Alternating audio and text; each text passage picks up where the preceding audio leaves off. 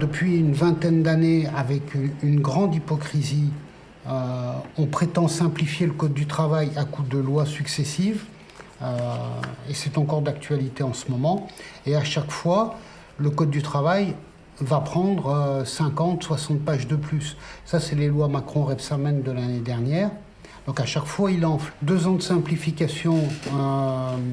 À l'époque du gouvernement Villepin, entre 2003 et 2005, on fait que le code d'Allos de base est passé de 2000 à 2200 pages, soit 2 ans de simplification égale 10% d'augmentation du Code du travail.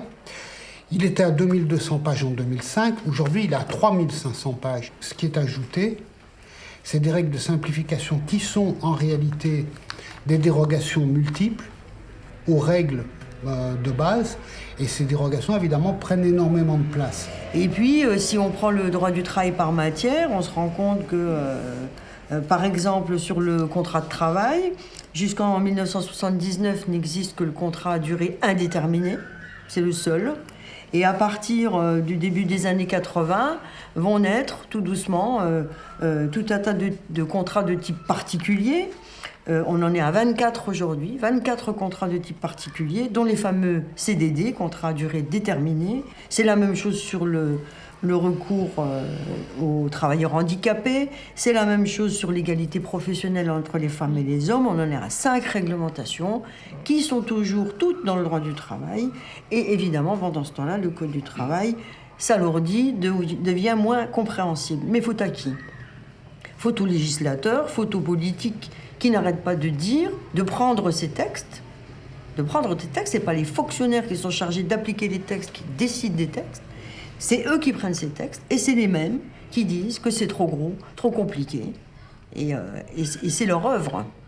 En fait, je crois que cet argument de la simplification, oui, enfin, je crois pas, j'en suis persuadé, c'est un leurre. C'est un leurre sémantique, c'est une arnaque. Il ne s'agit pas de simplifier, il s'agit de réduire les droits des salariés. Et lorsque ces droits sont réduits, alors là, d'un seul coup, le Code du travail gigantesque, démesuré, obèse, etc., ne pose plus problème. Là, ça va. La loi Macron, c'était quand même 300 articles. C'est énorme. La loi Fillon de mai 2004, c'était la loi très importante par rapport au débat actuel, qui a très fortement accéléré l'inversion de la hiérarchie des normes. C'est-à-dire que à partir de cette loi, les accords d'entreprise prévalaient sur les accords de branche. Eh bien, cette loi Fillon, prise par cette droite qui aujourd'hui s'insurge contre cette obésité du Code du travail, eh bien, après cette loi, dans les 3 mois qui ont suivi, il y a eu 25 ordonnances de prise et 17 lois. Et il y en a une autre des arnaques, je pense, c'est de prétendre que faire baisser le niveau de protection sociale des salariés, ça va forcément faire baisser le chômage. Alors toutes les études qui ont été faites sur cette question-là démontrent que c'est faux, qu'il n'y a aucune corrélation entre les deux. Mais ça fait partie des arnaques répétées à l'envi. S'il fallait écrire un code du travail simple, on serait capable, je pense, nous, de le faire. Un code simple avec une règle. La durée du travail est de 35 heures. Les heures effectuées au-delà de la durée du travail sont des heures supplémentaires. Une règle simple, une sanction. On peut dire la durée du travail reste à 35 heures par semaine. Et si on commence à dire 3 lignes, si on commence à dire ah ben oui, mais si par accord d'entreprise on peut dire que la durée du travail on la calculera pas à la semaine mais à l'année, voire maintenant, c'est ce que dit le projet El Khomri sur plusieurs années. Si on commence à dire comment on va calculer les heures sup dans ce cas-là, quelles heures compense quelles autres, et comment on va payer. Est-ce que si c'est 25%, mais c'est peut-être 25% dit la règle, mais peut-être que par accord on peut baisser à 10%, on imagine assez facilement comment on peut faire grossir le Code du travail en volume et comment on peut rendre l'intelligibilité de la règle beaucoup plus ardue, quoi. L'autre difficulté, du coup, c'est qu'avec ces négociations par entreprise, c'est que c'est un droit du travail par entreprise et pire, un droit du travail par établissement d'une même entreprise. Donc évidemment, si demain on était dans cette situation-là, ce que propose le projet de loi El Khomri, si demain on était dans cette situation-là, un droit du travail par entreprise, imaginez que le droit du travail ne serait ni plus simple, ni moins gros, ni moins compliqué. Ce serait le contraire. Le droit du travail, ça a été créé aussi pour réguler la concurrence. qu'on le veuille ou non, c'est dans le même secteur d'activité, chez les coiffeurs, on sera au même taux horaire, on sera au même nombre d'heures par semaine, etc., etc. Et là, on vous invite, vous, chaque patron, à avoir des syndicalistes à la pogne, de telle façon que vous puissiez encore mieux concurrencer, c'est-à-dire battre vos concurrents qui sont dans la même activité. Et c'est ça, demain, le droit du travail, si on n'y prend pas garde. Alors comme dit Suppiot, c'est une phrase qu'il a écrite il n'y a pas longtemps et qui m'a marqué, vivre en société, ce que la loi organise, c'est vivre en société. Vivre en société, c'est pas vivre les uns à côté des autres, c'est ce que nous promettent les accords d'entreprise. Chacune sa loi, chacune les unes à côté des autres. C'est pas ça à vivre en société. Et la loi, elle organise bien le fonctionnement de la vie en société.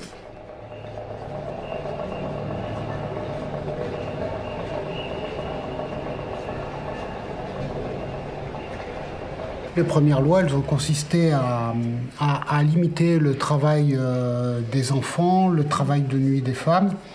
Le but était double, c'était des droits chèrement acquis, mais c'était aussi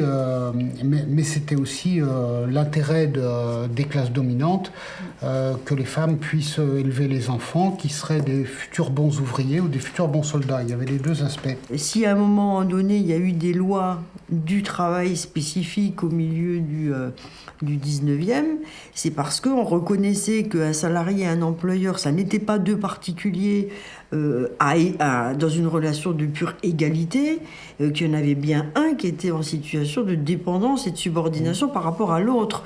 Et être subordonné en français, ça veut dire quelque chose, hein. On avait fait même des écrits là-dessus en disant que le salarié, les règles qui s'imposent aux salariés sont plus dures que ce qu'on trouve dans un règlement scolaire. Il ne peut pas s'habiller comme il veut. Il vient à l'heure qu'on lui dit. Il part en congé quand on lui dit. Si on lui demande de venir faire des heures sup, il vient. Si on lui modifie ses horaires du jour pour le lendemain, il fait ce qu'on lui demande. Donc il est en situation de subordination. Or, aujourd'hui, la subordination juridique, elle est quand même cadrée par le Code du travail, justement. C'est-à-dire qu'il y a des limites à cette subordination juridique. Il y a des droits pour le salarié, il y a des obligations pour l'employeur. Elle est cadrée et elle ne peut pas non plus s'étendre indéfiniment. Et sinon, il y a des sanctions. Eh bien, la subordination économique, par contre, offrirait beaucoup plus de marge de manœuvre aux employeurs. C'est l'ubérisation actuelle, c'est l'essaimage, c'est les pseudo-indépendants. Enfin, il y a tout un développement comme ça de pseudo-petits patrons qui sont en fait des gens, et même les petites entreprises, qui sont pieds et poings liés par rapport aux donneurs d'ordre. C'est extrêmement fréquent. C'est des relations aussi de subordination qui sont féroces. Mais c'est de la subordination économique. Et ça, c'est peut-être ce qu'une grande partie de la classe politique souhaite, c'est remplacer la subordination juridique par la subordination économique. Et donc, attaquer le Code du travail, c'est aussi attaquer la condition salariale, qui est quand même, encore aujourd'hui, relativement protectrice.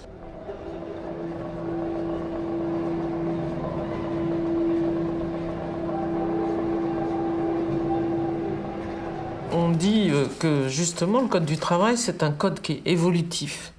Donc, évolutif, ça veut bien dire ce que ça veut dire. C'est que depuis qu'il a été créé, il tient compte de toutes les nouveautés et il s'est quand même adapté et il évolue en fonction des avancées technologiques, des risques découverts, etc., etc. C'est ça aussi, pour une partie, qui fait que le code, il a suivi le monde et l'évolution de la société industrielle. Introduction de nouvelles technologies, c'est prévu dans le Code du travail. C'est même prévu comme un motif économique dans certains cas. C'est prévu comme un motif de recours donné au comité d'entreprise pour désigner un expert. Le travail sur écran, il est prévu dans le Code du travail. Enfin, il y a tout un tas de choses qui sont entrées dans le Code du travail aussi. Tous les dispositifs d'aménagement du temps de travail, c'était bien pour ceux qui en sont friands, c'était bien pour dire on n'est plus dans une situation où les ouvriers rentrent tous en même temps, à la même heure au coup de sifflet, et ils sortent tous dans les mêmes conditions.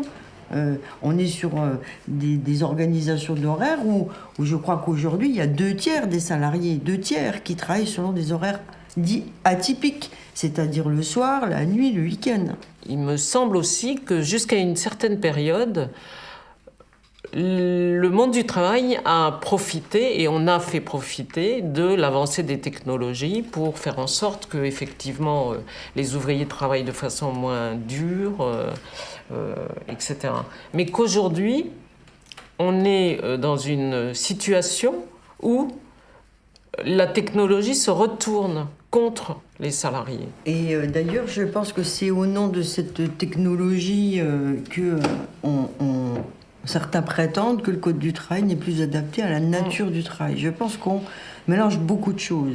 Si on prend le cas d'Uber, par exemple, c'est pas parce que le moyen utilisé pour distribuer le travail change et qui devient technologique, puisque c'est une plateforme Internet, que ça change la nature du travail, que ça change les conditions de travail.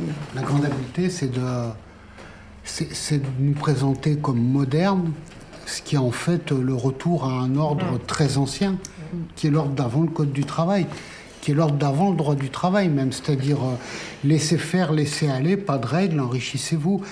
Et alors que normalement le progrès technique doit aboutir, doit donc s'allier au progrès social, normalement les conditions de travail devraient être meilleures. En fait, et le progrès technique doit libérer l'homme de la partie la plus contraignante du travail. En fait, à aujourd'hui, le progrès technique, il libère totalement certains hommes du travail en les jetant au chômage, et il asservit les autres avec des rythmes de travail qui deviennent complètement absurdes et surtout complètement rétrogrades. Et on nous fait croire que travailler plus longtemps dans la journée, que travailler plus longtemps dans la vie, que travailler plus longtemps dans la semaine, dans l'année, etc., c'est un progrès. On se moque complètement de nous.